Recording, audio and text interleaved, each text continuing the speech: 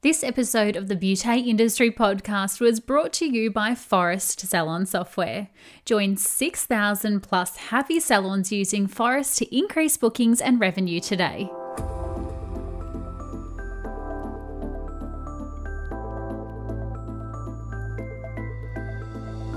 Hello and welcome to the Beauty Industry Podcast, your online support community for the professional beauty industry. I am your host, founding director of Beauty Industry, Tamara Reid. Here we are closing the competitive gap and speaking your language.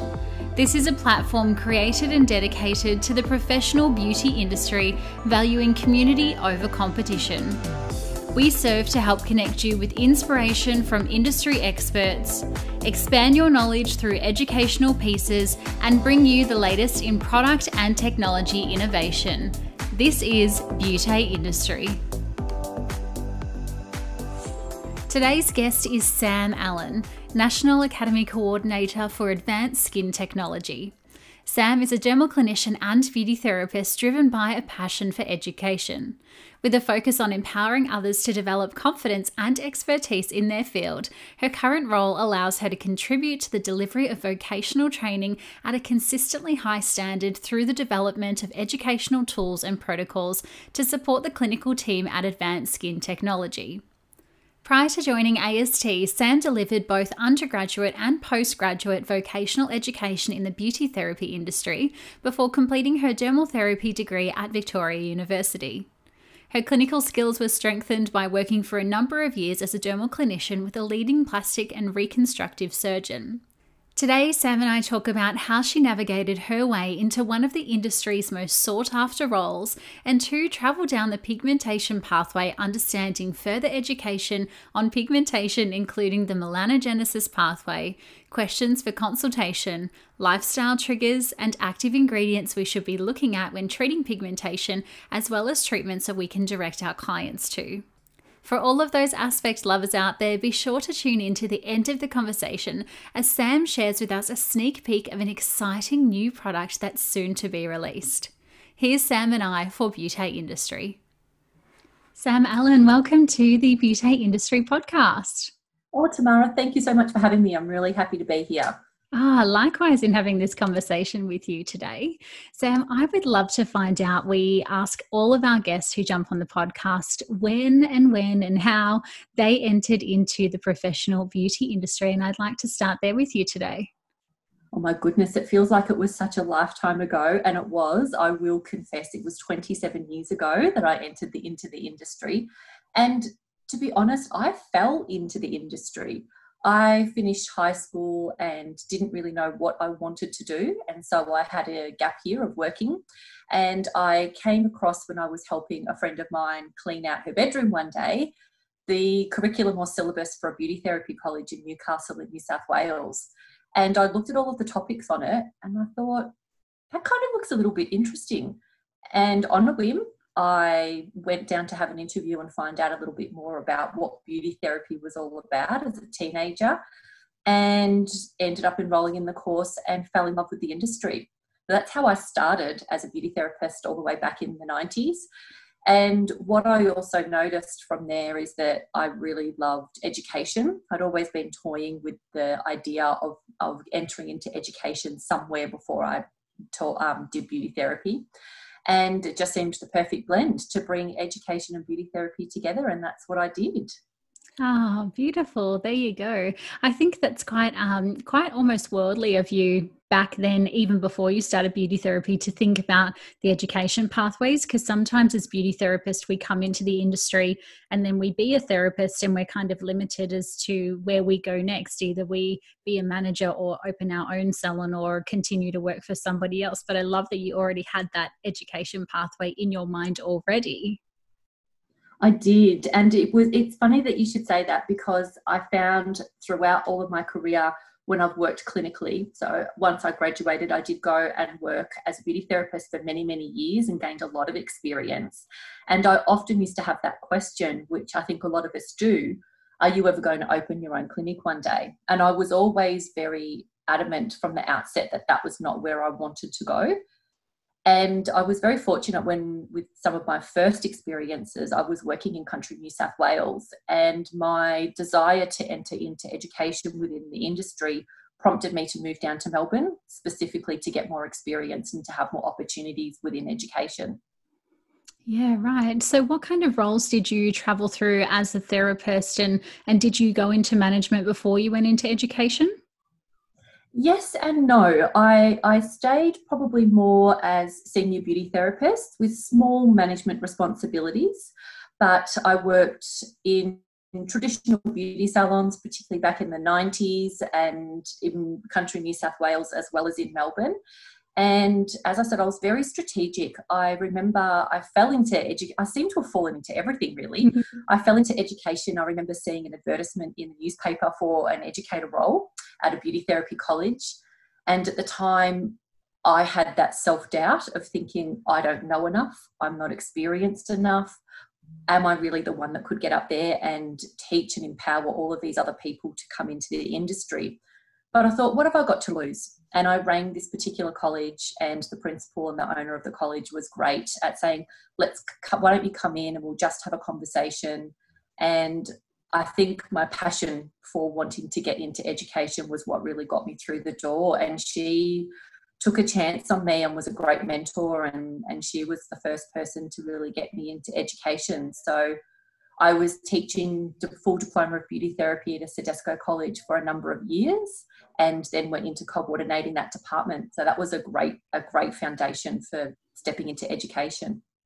Amazing. I think that's one of the biggest questions I ever get asked by therapists is, how do you make that leap from being a therapist into education or into sales? Because there's not a whole lot of almost bridging classes or courses or anything. You know, we know that we have to go off and get our TAE, which is very impractical for the beauty industry anyway. But then it's kind of like you want to apply for the roles, but then they say, well, have you taught before? And you go, oh, maybe I've done some training in my clinic or in my salon, and that's generally not enough. So that's lovely that that person gave you that almost foot in the door step straight away. They did, and I was very fortunate, and I do think that it was at a different time as well. I did go on and do my TAE in amongst all of that. I think the thing as well that I've also been very conscious of is making great connections, really being open about where your passions are and your objectives are. And it's amazing the people that I've met along the way on my journey within the industry that, you know, maybe have just remembered meeting or the conversations where I've really said where my passions are. And it's funny how sometimes it's just those little networking opportunities that can also come back and open doors for you that you just never expect. Oh, absolutely. I couldn't agree more. I remember once I was on a boat kind of on the Sydney Harbour Beauty Expo weekend for a beauty school, and there were all of these beautiful GMs and BDMs and product houses to be giving all of this advice to these new therapists, and some went on for 15 minutes and 20 minutes, and I thought to myself, what kind of advice would you give Tamara if you were up on that stage right now? And the only one word could come to mind, which was network, because out of all of those students on that boat, and there were about 150 students on this boat, not one student came up and spoke to any of the general managers or any of the kind of special guests that were at this, you know, event. And I thought, this is your chance, because these are the product houses that you want to be working with. These are the product houses you want to be stocking in your business, you know, and that network of opportunities just to say, oh, I know this from this product, or I know this from this beauty school, gets you just so far. We have no idea. It really does. And even though we're a large industry, in some ways we're also quite small, and we are a really beautiful community, I find. And you do have those relationships that maybe come and go and then come around again years later that you formed. And I think that's another thing that I really love about being within this industry, is that community feel that you do get, not just networking for your own career progression, but just to know that you've got that community with you. Exactly right. So your role now at AST is National Academy Coordinator. How did you make the move from training diploma into product, and how did you secure this role for yourself? Well, I had a lot of twists and turns along the way. After teaching Diploma of Beauty Therapy, I then did work for a postgraduate education and product company for a number of years. And then I went on maternity leave and had a lot of years out of the industry with my babies, who were no longer babies anymore. And what I realised when I decided to come back into the industry is that so much had changed. When I was gone, that was when lasers really came into the forefront. We had access to so much more technology that was very treatment focused and results focused. And I knew I was behind the eight ball. I went back into clinic, working clinically as a beauty therapist. And then what I did is decided to enroll and do my Bachelor of Health Science in Dermal Therapies. And when I did that, I had a great opportunity to also work alongside a plastic and reconstructive surgeon here in Melbourne as a dermal clinician. So that was a great foundation. And then from there, not only through that particular role, but as I said, with networking and relationships, Joe Healy, who is our National Education Manager, is somebody that I've known for quite a number of years. And when the role came about here at AST in Victoria, I reached out and we had that relationship and things just went from there. And that's how I've ended up in my role at AST. Ah, beautiful. I love that you came back into the industry after having a few years off and said, oh my gosh, this landscape has changed so much. I'm going to go back and upskill and get more of that practical knowledge. Because I think sometimes, and I can speak from experience, when you're in head office roles, it's very far removed from what people are doing on the ground. And so I love that you recognized that and then went and further upskilled. I think that's one of the things that's my greatest strength and my challenge as well, is that I'm always conscious of, do I have the understanding to confidently talk about these things, either as an educator or as a clinician or a therapist to my clients and patients as well. And so, yeah, that experience, that practical experience was really important to me. Gorgeous. Now, as part of your role at AST as the National Academy Coordinator, we were speaking offline about skin conditions and skin concerns that you get asked the most. And first thing that came to your mind was pigmentation. So I'd love to explore that with you today. Can we start at the very beginning, because it's such a big topic. I mean, we could probably have a 23-part episode on this if we not even tried, but we'll try and squeeze it into an hour today. How does the formation of pigmentation actually occur on a cellular level? And that's a big question to start off with, but let's start there. We'll do the deep dive straight away. Well, it is a very, very difficult thing to talk about, as you said, in such a short period of time. Melanogenesis, which is the formation of pigment, is so incredibly complex. There are many, many different chemical reactions and changes and enzymes and triggers that are all going into play when pigment is being formed within the skin. However, if we break it down in a complete 2-second bite, when we are looking at pigmentation formation, essentially we're having some kind of trigger, which there can be many and we can talk about later, some kind of trigger that is sending a message to the melanocyte, or that cell that's producing pigment that's sitting in the bottom layers of the epidermis, in the basal layer, to start that chemical reaction of converting certain chemicals such as tyrosine, gets acted on by an enzyme called tyrosinase to convert into L-DOPA and then into dopaquinone, and eventually that matures and changes and turns into melanin, or the pigment that we're seeing form. That's, in a nutshell, what's happening chemically. But what triggers that whole process, that's the thing that's also very, very complex. Yes, interesting. Can we take a step back for people perhaps who are like, whoa, that was a lot, and kind of break that down? So where does it actually start? I mean, you said chemical reaction. Is that cellular communication, cells talking to each other? Yes. So if we go back, if we look at the triggers of pigmentation and what really causes all of those chemical reactions to take place, there are many, many different things that do that. Number one, and there's a lot of cells within the skin and within the body that will send messages to the melanocyte to trigger that whole chemical change. One particular hormone, for example, that we do look at a lot is melanin stimulating hormone, or MSH.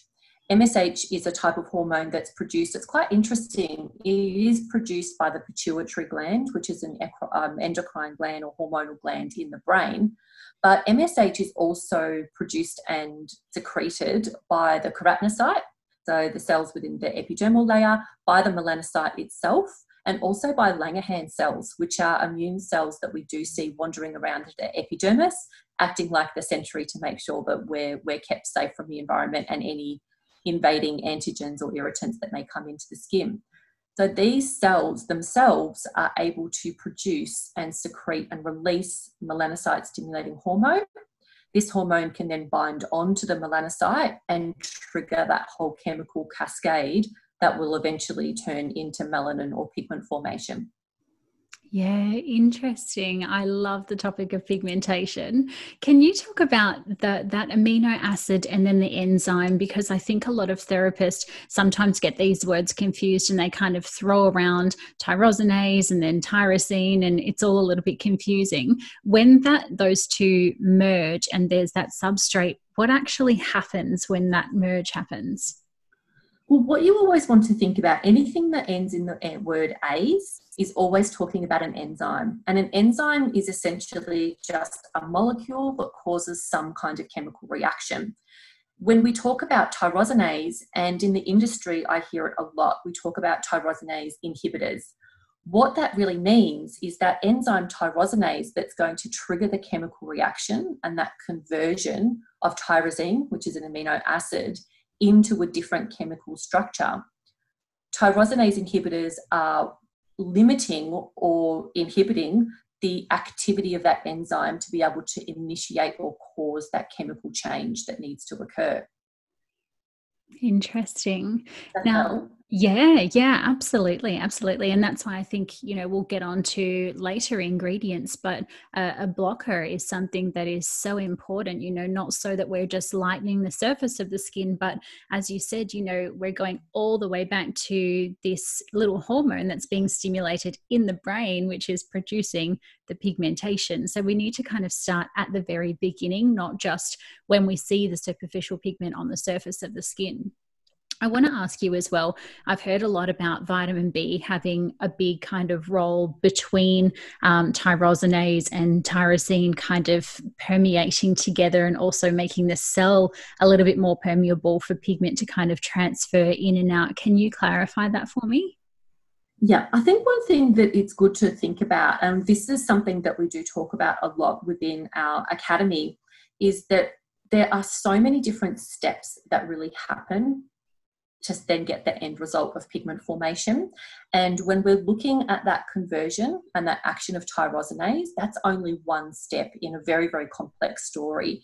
And we do focus on that. But as you said, it's so important that we really try to have a deeper understanding of melanogenesis and look at all of the other ways that we can intervene or moderate that process from the very start when we have a trigger, all the way down to how that pigment is then passed on to the keratinocyte, which is what its final aim is trying to achieve when we're looking at pigmentation formation within the skin.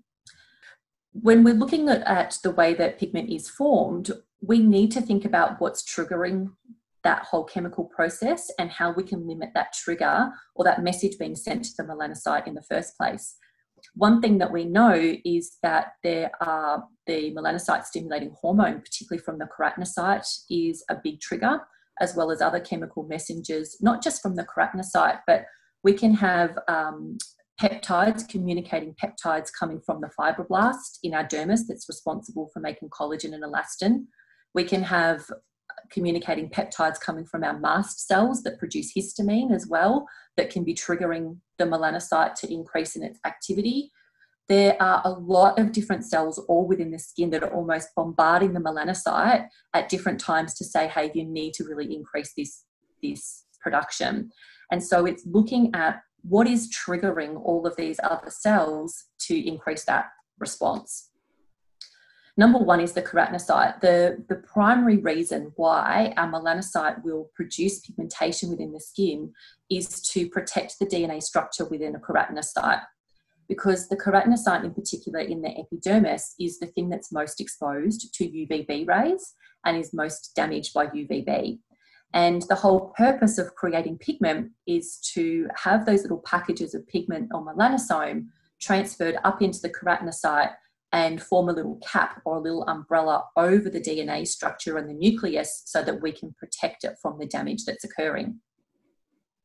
Yeah, how interesting. I think the poor little melanocyte gets slammed for all his pigmentation and discoloration, and he's just trying to do a good job, isn't he? He absolutely is. He's just trying his hardest to protect his friends, these poor little keratinocytes. And it's quite interesting. We talk a lot about this cap formation of melanin over the nucleus. And I was reading a peer-reviewed journal article from 2018 the other day, and they described this as the cap formation of melanin as being a microparasol. Ah. And I just think that is the cutest scientific term I have ever heard.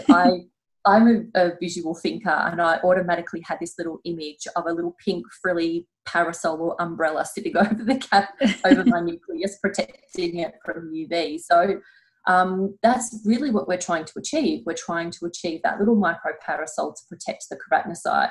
And so we need to think about how else can we be protecting the keratinocyte. It isn't just about inhibiting tyrosinase. It's about let's keep that keratinocyte protected so that it's not going to feel the need to trigger that pigmentation formation as much as what it normally would.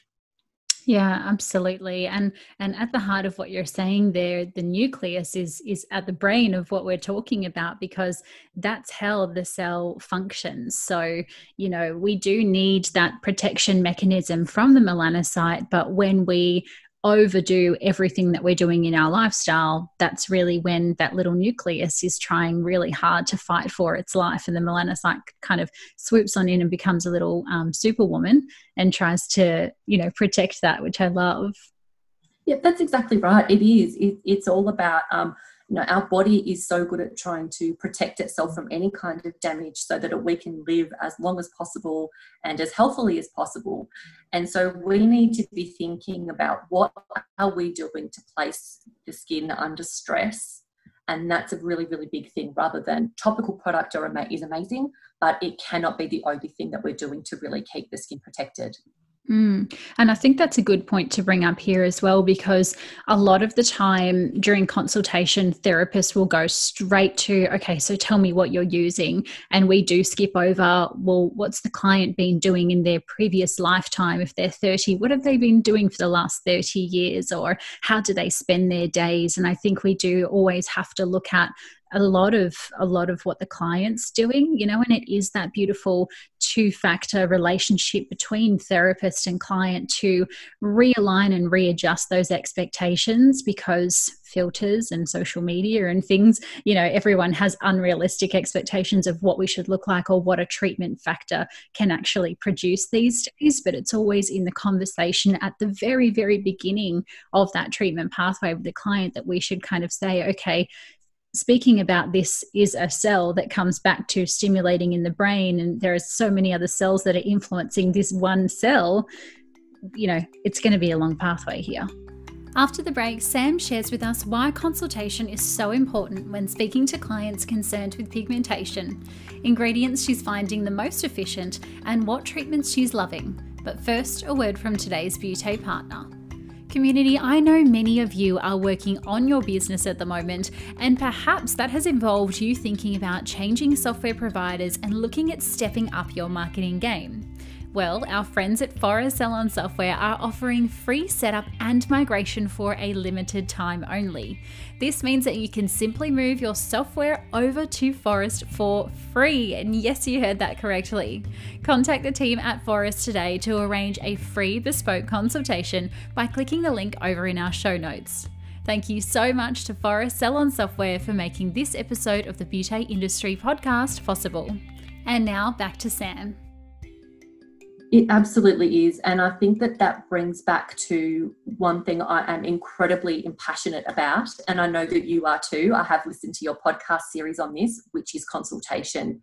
I cannot underestimate the importance of a dedicated, full and thorough consultation as for all clients, but especially if you're needing to talk about pigmentation, because your clients need to understand what is happening within the skin, and they need to understand how their consistency and their compliance is going to be the game changer, and also to really understand that pigmentation is so challenging to address, and it's a maintenance issue.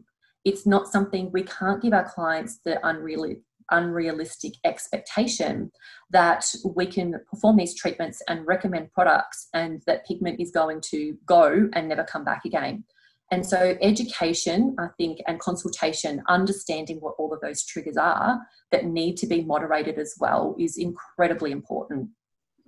Yeah, couldn't have said better myself. And it all just starts with a conversation, and today we're obviously talking about quite in-depth versions and knowledge of pigmentation. But when you use that analogy, a little parasol or an umbrella sitting over the cell, clients can understand that because they know what an umbrella is, whereas if we're talking about the conversion and the substrate and like we need to know that. But on a really practical level, if we can just take it down a notch and communicate that to our client, their light bulb flicks on and they go, oh my goodness, of course, that's why I need to do A, B, and C and I can't do X, Y, and Z. It makes so much more sense for them.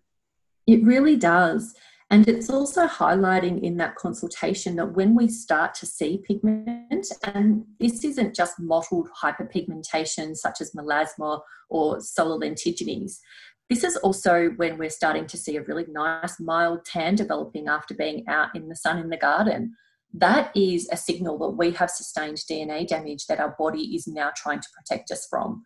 So it is a message that our body is sending very, very loud and clear that it has sustained DNA damage and it's trying to do anything that it possibly can to protect and repair that damage.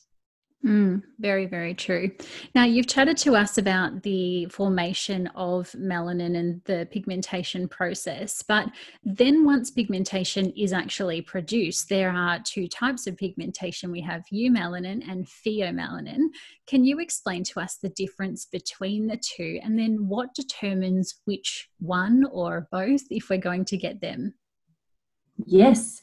Well, once, as we said, that pigmentation cascade is initiated, the pigment gets packaged up into these little bundles called melanosomes. They then transfer up through the arms or the dendrites of the melanocyte and then over to the keratinocyte where they form that cap formation. But as you rightly said, there's two different types of pigmentation that we can form.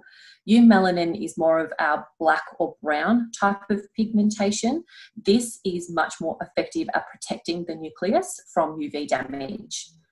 We then also have our pheomelanin, which is more of a red-orange type of pigmentation. It just contains a few different compounds like L-cysteine in there. So there's a slightly different chemical composition with pheomelanin.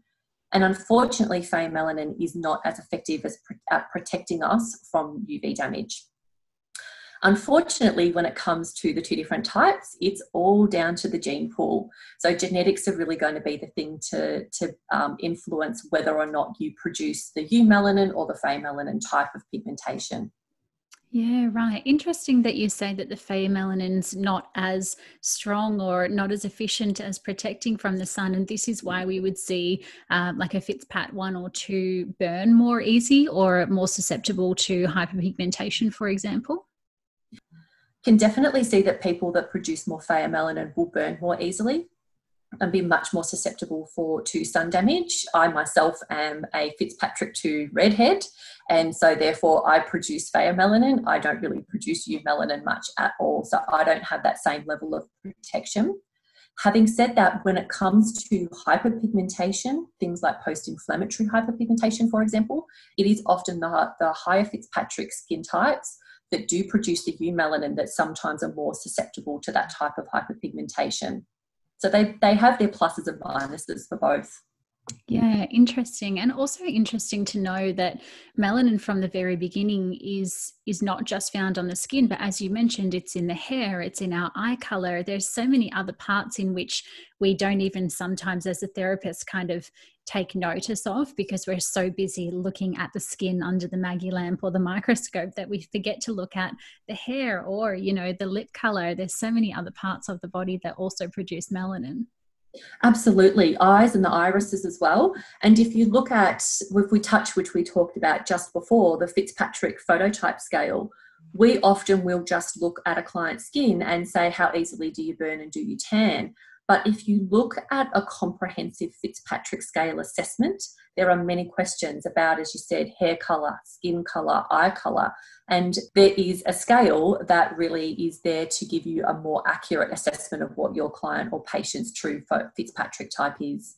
Yes, and always going back a step as well, because we do know that genes are a little bit tricky and they can kind of jump a generation sometimes. So even though you might have a Fitzpatrick 1 or 2 in your clinic in front of you, asking what their hereditary type is and what their parents' background is always another little good indicator in a consult too.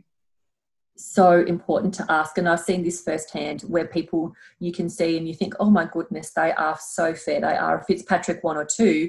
And they may have Indigenous heritage and still may hyperpigment, particularly from inflammation, very, very easily. And so it is important to ask all of that history and ask the question on our consultation forms. We always ask, how do you heal from skin trauma or from a cut? Because that can give you a very good indication as well. So there's a lot to ask, not just looking at the skin colour in front of you. Yeah, that's a good one. And generally, people will have a little oven burn or hair straightener burn or a cut or something on, you know, somewhere their arm or their leg that they can kind of show you because often the client hasn't thought about that answer to the question ever before. And so when we say, you know, do you heal pink or brown? They're like, oh, hang on, I don't know. And they might lift up their sleeve and be able to show you. So you've got that tangible evidence there. That's a little great tip. Definitely. And I also think it's very important to explain to your clients why you need to know that. I always like to position it as it's our responsibilities to not only provide great treatment outcomes and to meet the needs and the concerns of our clients, but to do it safely as well.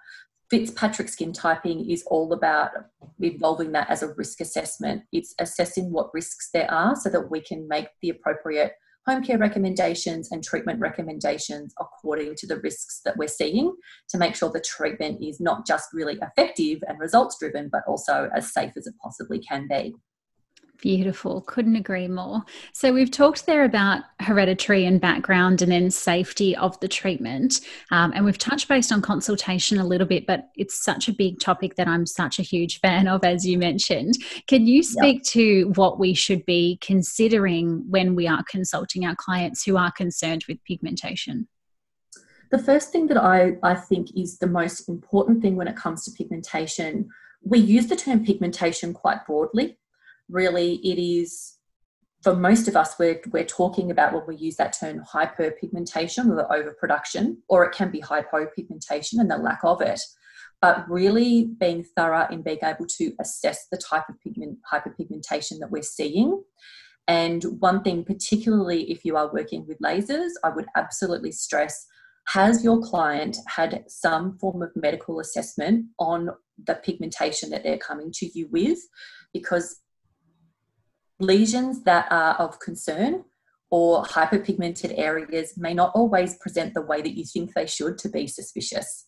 So first thing in a consultation, if somebody's talking to me about pigmentation, I ask whether or not they've received any kind of dermatologist or medical assessment on that lesion. So that's a non-negotiable. From there, what I would then ask is questions such as how long have they had the pigmentation for? If somebody's had a pigmented area for 15 years, it's going to be much more challenging to treat than if it's been there for the last 6 weeks since their last intensive treatment. Looking at how long they've had it for. Do they notice times that it darkens or lightens? I had a client, for example, with melasma, and she was very, very influenced by stress. So a lot of our fight or flight hormones can also act as a trigger to the melanocyte to produce pigmentation. And I've never seen anybody like this particular client. I could tell her stress levels by when she walked in for her treatment, because her pigment could either be a light brown or almost grey black according to her Wow. stress levels. I've never ever seen anything like it before or after. It's asking, you know, all of these questions about their stress levels. Do they notice that it changes? Asking as well, what have they tried previously to address the concern? What are they doing at home? What's their sun protection routine like and how consistent they are? And a really big one is to ask, how much is this impacting on them and the way that they're feeling about themselves? Because pigmentation can be something, it could be for a client that they say, oh, my makeup just doesn't go on as evenly as previously, but it doesn't bother me that much. Whereas for some clients and patients, this can really impact on their quality of life and how they feel about themselves. And it's very important to get that whole holistic understanding of where that client is at with their pigmentation. Absolutely. I mean, you're talking about stress there, and then the kind of emotional and physiological changes that we have. And as women and, you know, men as well, we're always looking in the mirror, and, you know, it's kind of what society deems as like typically beautiful. And it can really impact how we feel every single day if all of a sudden we've got some pigmentation, or if we've been living with that for quite some time there. And it's not just about performing a treatment anymore. It's so much more than that, and listening to our client to hear what they're saying. And that's also reading between the lines, which is sometimes not something that we can learn, but we almost need to be intuitively kind of in tune to. Yeah, we really do. And you can have the experience where someone may come in and you perceive their pigmentation to not necessarily be a really big concern. But if it's bothering them, then it's very, very important that that's factored into your treatment and how you're communicating. Or clients that have tried everything and they're losing hope and feeling a little hopeless. So it is really factoring in who your client is as a whole person, and where they're at within that journey is very, very important with everyone and every condition, but particularly with hyperpigmentation. And I guess one to add to that is, how willing are they to do the homework? You know, when I talk about the homework, it's how many hours are they going to put in? Are they going to go out to a lunch on a Sunday barbecue and forget about their SPF accidentally, you know? Or are we going to be so diligent that when we do go to the barbecue that we're maybe wearing a hat or wearing long sleeves and sunnies? You know, I think there's a big difference to how much we can actually help our client dependent on how far they're able to come to the party with us. And Tamara, that is so true. One of the things that I always recommend is be very open in that consultation and say, this is where we're going to be entering into a partnership, and it's the education point. As you said earlier, it's not bombarding your clients with tyrosinase and conversion of tyrosine to L-DOPA or anything like that, but it is about maybe showing them a picture and saying, this is what's happening within the skin, and it's doing it to protect yourself. And it's all about your triggers, and consistency is very, very important.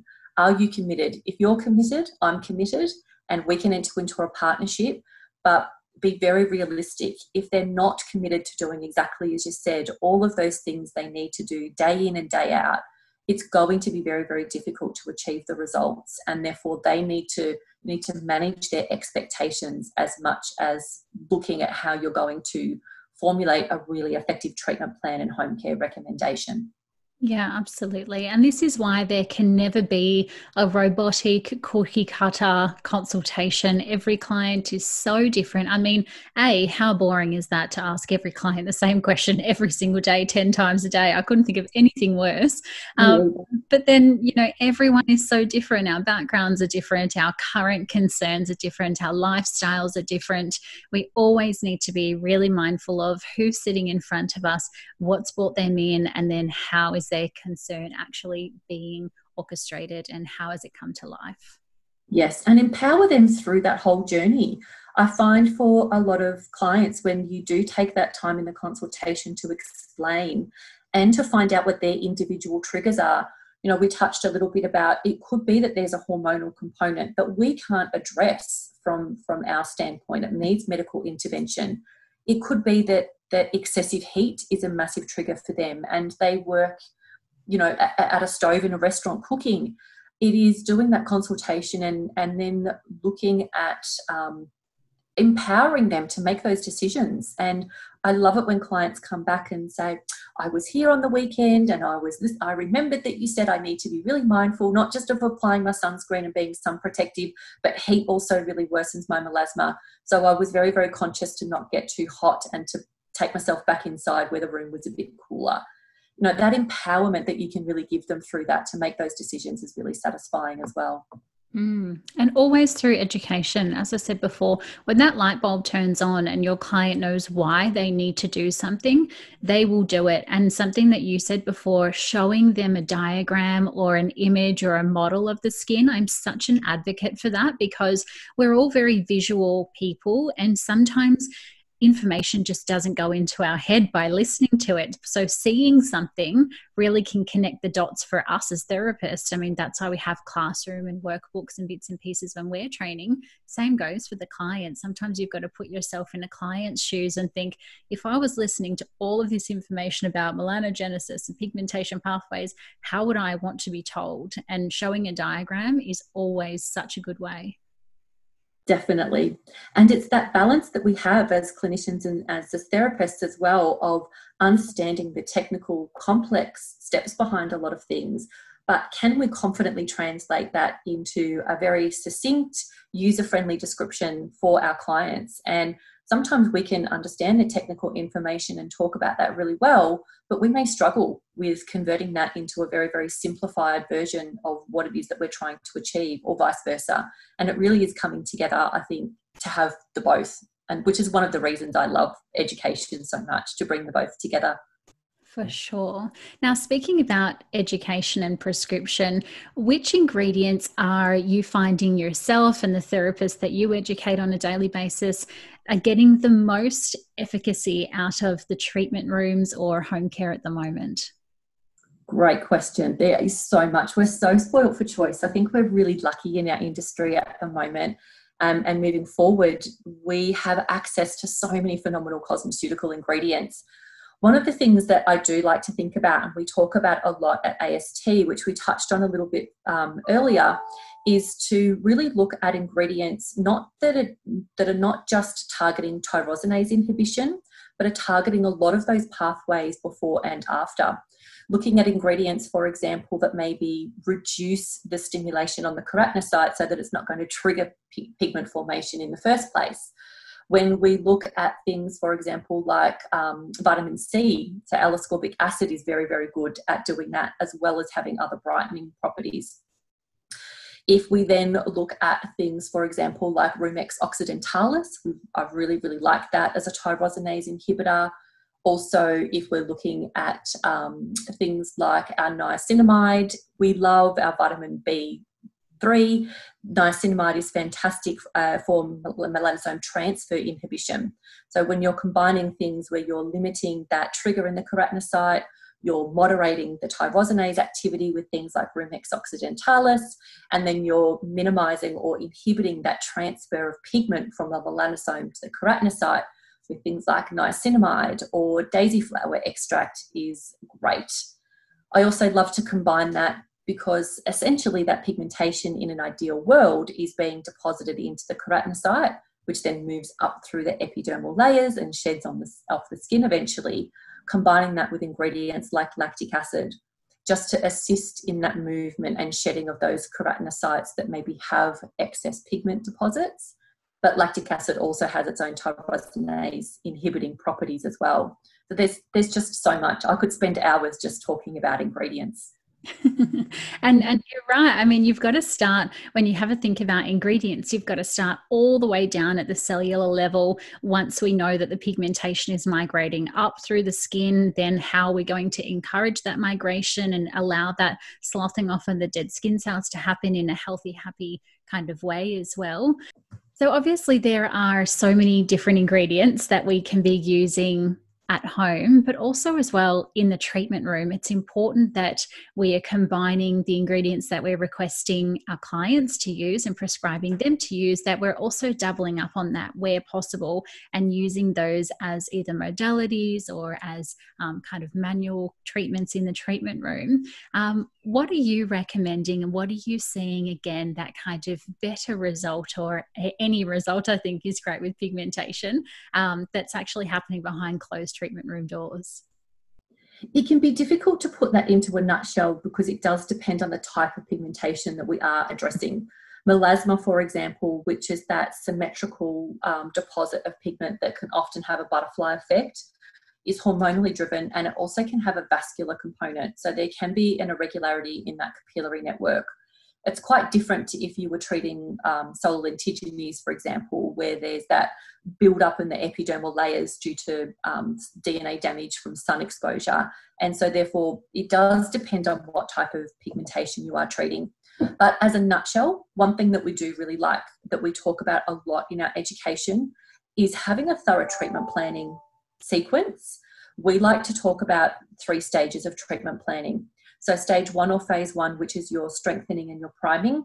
Phase 2 is your intensive treatments, and then your maintenance. And particularly for pigmentation, these 3 phases are incredibly important. It's very easy to want to jump straight into very intensive treatments to get those results as quickly as possible. But we need to remember is that if our clients are barrier impaired, if they have any kind of irritation, sensitization, or inflammation within the skin, we need to get the skin as healthy and strong as we possibly can, so that it can recover quicker from intensive treatments and therefore reduce the risk of post-inflammatory hyperpigmentation. So for that type of treatment modalities, and for all treatments, I always say a combination, it's almost like a multi-pronged attack, is far more beneficial and far more effective than doing a single modality type of treatment. It could be, for example, great traditional medifacials just to strengthen and prime the skin and improve barrier function, combined with near-infrared LED light is a great combination. One thing that I love to do, we have a device called Dermafrac at AST. I treated a lot of pigmentation when I was working in my previous clinic, and I loved Dermafrac for that particular reason. It's all about fractional infusion of active ingredients into the upper epidermal layers. So using ingredients like kojic acid, which are great tyrosinase inhibitors, was a really effective way of ensuring delivery of those actives. Also really love lactic acid, hydroxy acid, in particular lactic acid, because of its tyrosinase inhibiting capabilities, is fantastic to shed those pigmented cells, also help to regulate and moderate the epidermal arrangement.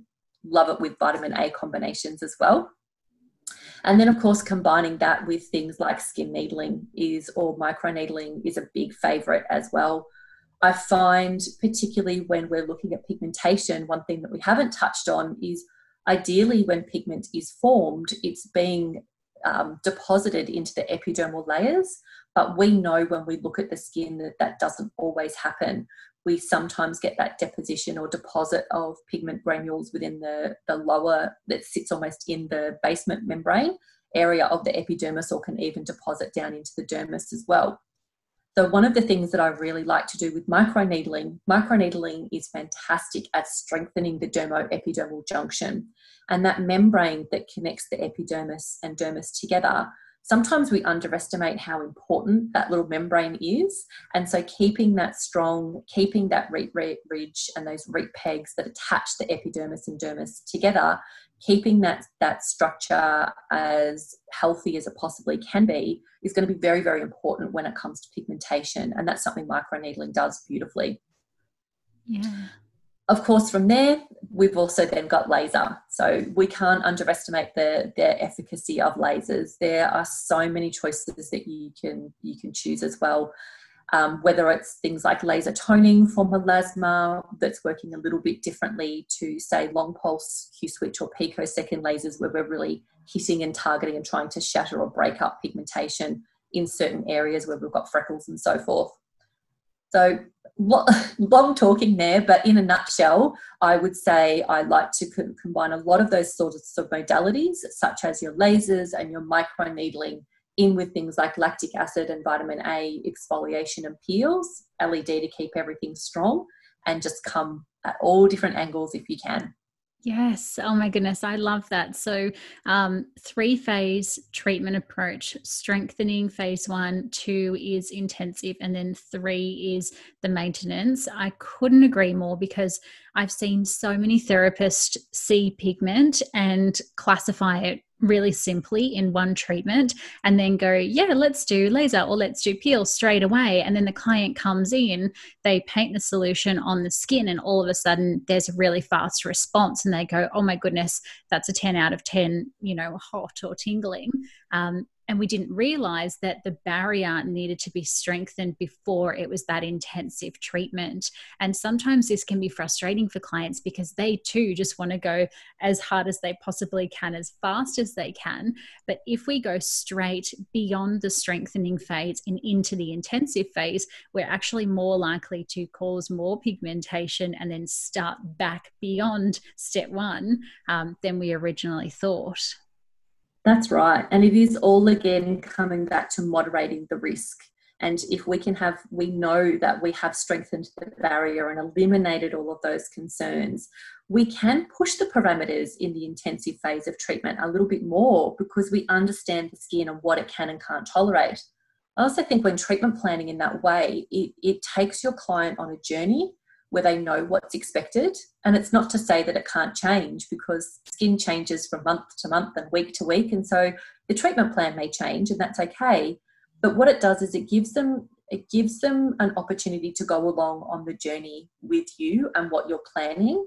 It's also a great way to have that commitment, that long-term commitment with your client. And it's also, from a business perspective, excellent at ensuring your rebooking rate. Your clients know what they've committed to. And it isn't just about coming into that intensive phase going, fantastic, that pigment's really broken up well from that laser treatment, great to see you later. It is all about explaining we need to constantly maintain and stay in contact in our relationship, because when we come back into summer with your heat influenced pigmentation, we may start to see this darken again. You need to keep coming in and touching base with me, so that as soon as that starts to happen, we can maybe go back into an intensive treatment phase again, because it is all about maintenance. It's a long-term journey when treating pigmentation. And as a client, do you know what? I would actually rather a therapist sit down and say, Tamara, for the next 6 months, it's going to cost you $1,200. I'm going to see you X, Y, and Z. In overall, we're going to be doing relaxation, medifacials, peels, LED, skin needling, the whole shebang, and then break it down into like an average spend. It might be $120 per treatment, and then say, but after this 6 months, we're going to step back into, as you said, the maintenance phase. And then I'm not going to have to see you every week or every other week. It's just a top up every month. And as a client, I would much rather that, because A, I can foresee what's going to happen. B, I can budget for that. And C, my expectations are met, rather than just having every time I go, I've got a different therapist going, oh, let's do some skin needling today. And all of a sudden I'm out of pocket $350, when last time we might have done a peel and I was out of pocket $89, So I think from a client's perspective, it's also much easier to have that treatment plan drawn up and then just chat through the whole thing and ask your client how they want to go about, coming on board with that today. That's exactly right. And it's empowering for them. And I think that we always need to remember that for our clients, sometimes it can be a very passive experience for them if we allow that, where they feel that they don't really have a contribution or a say in the recommendations that we're making. And I think if we can empower them to know that we're going on that whole process together, and their preferences and their budget and their time, all of those things are really being factored in. It's so important. And another way to just ensure that your client is going to be compliant, because they understand what they're committing to. And commitment's so important. Absolutely. Now, you have a very special role as National Academy Coordinator because you get to design all of the treatments that we're talking about and the protocols around new products and services, which is just an absolute dream job for many, I can imagine. What can we expect from AST over the remainder of 2020 and even going into 2021? Well, it is a fun job, I have to say, and it's great because we do it all together as a team as well. So it's not just myself. There's a lot of us that contribute to all of those processes. We've got a lot happening, obviously, with everything going on in the industry at the moment. Like all of us, we've really had to pivot. That key word at the moment very rapidly. We've taken a lot of our education onto the online space and the virtual spaces we've all needed to do. So that's something we're working really hard at continuing. I think for all of us, it's been quite interesting to see how well we have all adapted to Zoom meetings and virtual conferencing and education. So that's something that we'd really like to refine and polish and streamline to continue with that support for all of our clinic partners moving forwards. And then as far as product innovation, we do have some exciting things. It's all a little bit under wraps at the moment, but we have been talking all about pigmentation today. We have been looking at a lot of the new and key ingredients, some of which we touched on earlier. And we are in the process of formulating a new pigment product, but it's all a bit under wraps. And all I can say is something really exciting is coming along. That is so exciting. We always love a new pigmentation product. I don't think as Australians who love to go outside and swim and hike and all of the bits and pieces, as do our clients, I think we could always use another pigmentation product in our bathroom cupboard, that's for sure. Definitely. Well, this one I think will be very, very popular, very well loved, I'm anticipating. Oh, how exciting. Sam, thank you so much for popping on and having a chat with me today. It has been an absolute pleasure to be able to pick your brain on all things pigmentation and also hear about your industry story as well. Oh, well, thank you so much for having me. It's been an absolute pleasure. I've loved it. So thank you. Thank you so much for tuning into today's episode on all things pigment. Are you itching to get back into consulting and treating your clients with pigment yet? Because I know I am full of all of this incredible knowledge that we learnt today. A few key things Sam mentioned, which I wanted to leave you with today, is that pigmentation is such a difficult concern to treat, so we should always under-promise and over-deliver where possible. And with that too, not all pigmentation is what it seems, so make sure you're treating safely where possible. Repairing and healing the barrier before intensive treatments are a must, and make sure that you map out your entire treatment plan for best use for your clients and your time and understanding. Be sure to keep an eye out on the Advanced Skin Technology website and to their socials by visiting @Advanced Skin Technology to see more sneak peeks of their newly developed pigmentation product. Be sure to tag us while you're tuning in @Beauté Industry and leave us a little review or rating in your podcast app if this episode has refreshed your knowledge or taught you something new today. And I would love to see that as well by tagging me @Tamara Shaw Reid.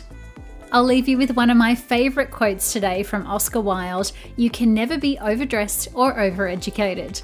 Until next time, stay connected.